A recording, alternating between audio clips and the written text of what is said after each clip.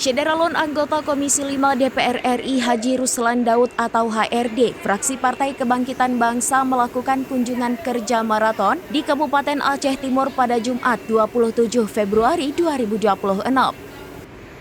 Kunjungan ini difokuskan pada peninjauan infrastruktur vital yang mengalami kerusakan parah akibat hantaman banjir beberapa waktu lalu.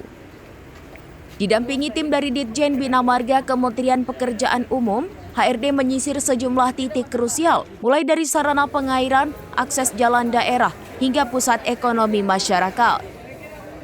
Salah satu agenda prioritas HRD adalah meninjau kondisi Pasar Perlak dan Pasar Idiraya. Pasar Perlak yang dibangun pada 2016 silam, kini kondisinya memprihatinkan setelah terjangkang banjir berulang kali. Merespon keluhan pedagang, HRD langsung menginstruksikan langkah nyata.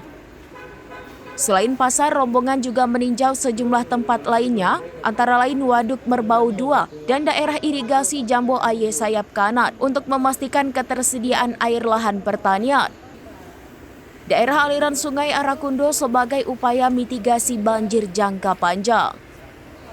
Infrastruktur jalan tak luput dari perhatian. HRD meninjau beberapa ruas jalan yang masuk dalam program Impres Jalan Daerah atau IJD, diantaranya ruas Perlak, Jalan Kede Gerbak, dan IJD Tepin Pukat Bago.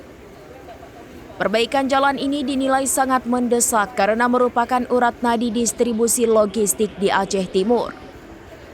Dalam kunker ini, HRD didampingi oleh Wakil Bupati Aceh Timur, T. Zainal Abidin, tenaga ahli DPR RI Muhammad Adam MED, serta jajaran anggota DPRA dan DPRK Aceh Timur dari fraksi PKB.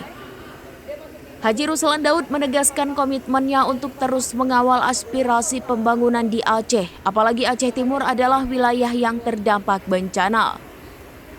Ia berharap kolaborasi antara pemerintah pusat dan daerah dapat mempercepat kemajuan infrastruktur. Dari Aceh Timur, Maulidi Alfata, serambinews.com. Download Tribun X sekarang, menghadirkan lokal menjadi Indonesia.